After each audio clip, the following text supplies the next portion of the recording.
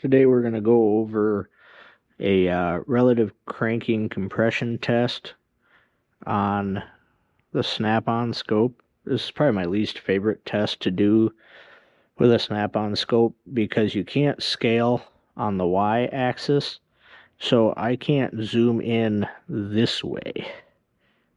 You know, you can zoom in left and right, and you can zoom out, but you can't zoom in this way like you can with the Pico scope and several other scopes. So I'm going to go over a few tips on how to get a good capture and, pretty much the best I can do with it. I could probably spend more time dicking around and get something figured out. This is a good enough test if this is all you have.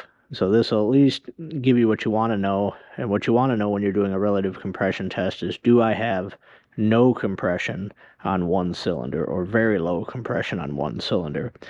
A lot of times doing a relative compression test, you will find out that valve train issues won't always show up on a relative compression test.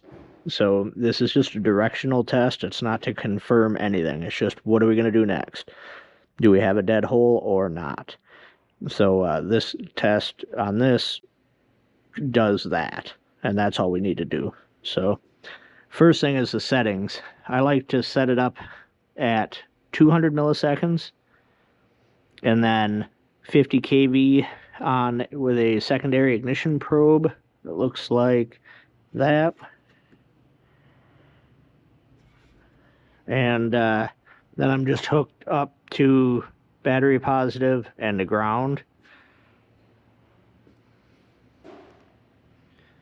And then I have the 12 volt channel inverted.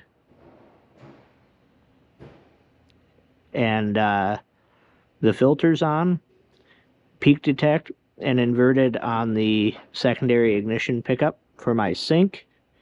And then once I do my recording, usually you'll end up, when you pause it, with something like this. Not extremely useful. So, but if we come down here, we zoom out to max, we can see the waveform we made. I'm just going to pick a random spot in the middle and then start zooming in. I don't like to zoom all the way in. You know, if I try to zoom all the way in to see one revolution, you can see how flat the humps get. It's harder to see, so I like to back it out. Even if I can see a few different revolutions, that's fine with me.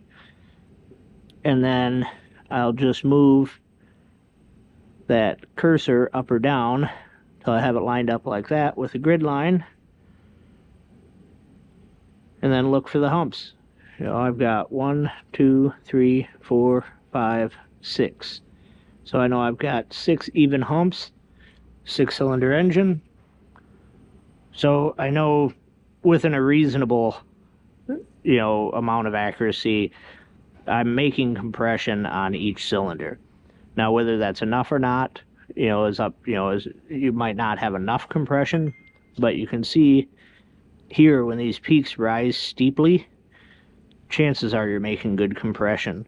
But again, you could have a valve train issue where it's still building compression but just not breathing properly. So this is just a directional test, and this is the best way I've found to do it on a snap-on scope. This is a Veris Pro, but it's the same procedure whether you're using a Zeus or a Modus or any other scope. So hope this helps. Good luck.